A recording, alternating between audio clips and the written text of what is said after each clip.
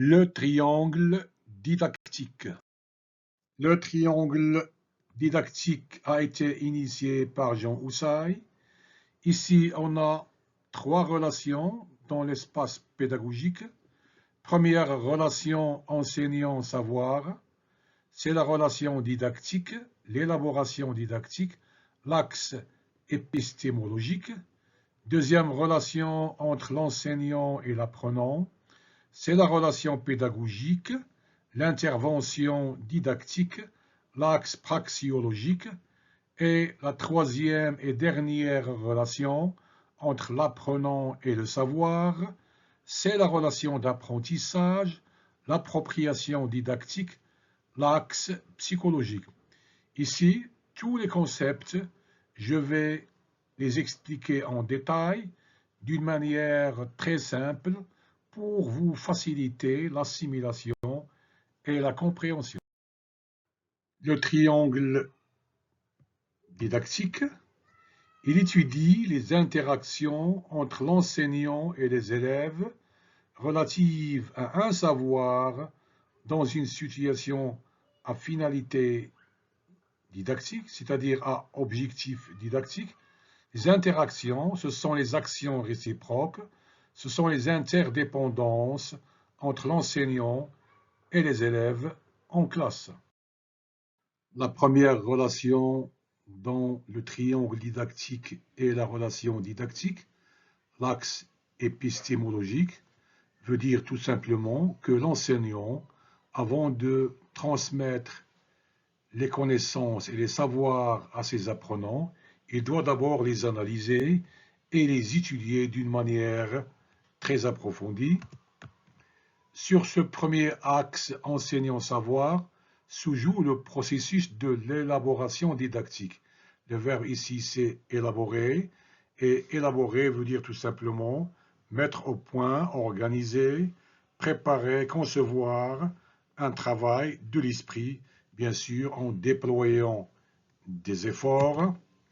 L'enseignant reçoit un programme de savoir à enseigner. Tout d'abord, il doit décontextualiser ses savoirs.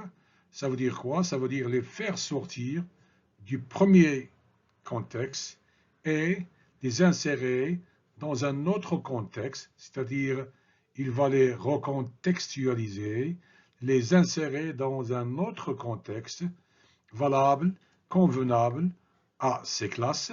En fonction de quoi? En fonction des représentations des apprenants, des niveaux des élèves, des choix méthodologiques et des objectifs spécifiques, etc. L'axe épistémologique concerne quoi? Concerne la nature et la structure du savoir transmis par l'enseignant à ses apprenants.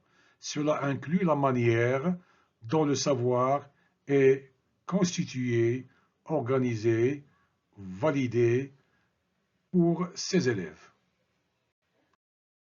On est toujours dans la relation didactique.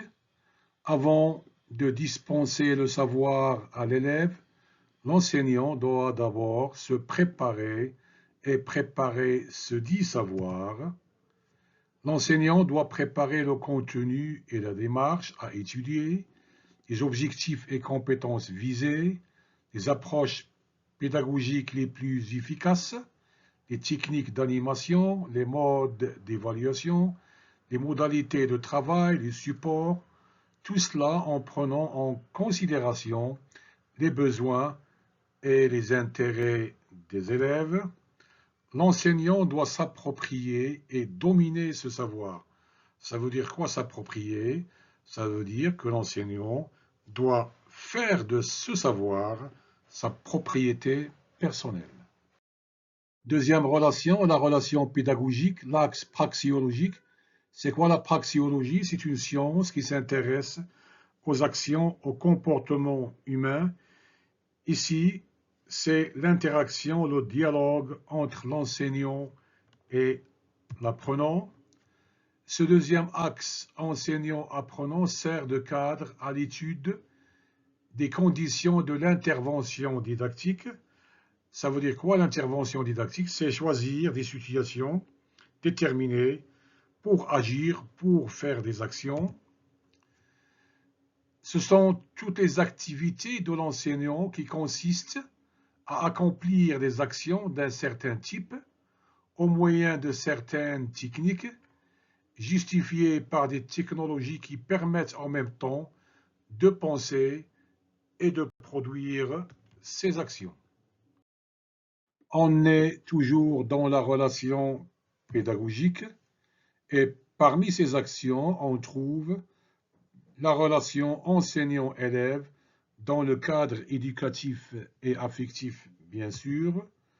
L'enseignant doit favoriser les relations positives, une communication interpersonnelle ouverte, une attitude responsable. Il doit maintenir de l'ordre, être respectueux, responsable, juste, gentil, à la fois rigoureux et souple. Ainsi, les élèves seront confiants, motivés, engagés, concentrés, etc. Cette relation pédagogique se construit tranquillement et progressivement tout au long de l'opération enseignement-apprentissage. La troisième relation est la relation d'apprentissage. C'est l'axe psychologique ou cognitif. Sur ce troisième axe élève-savoir se joue le processus de l'appropriation didactique, c'est-à-dire l'apprenant doit faire de ses savoirs, de ses concepts, de ses connaissances, sa propriété personnelle. L'élève ici est l'acteur de son apprentissage. Il doit construire personnellement son apprentissage. On est toujours dans la relation d'apprentissage.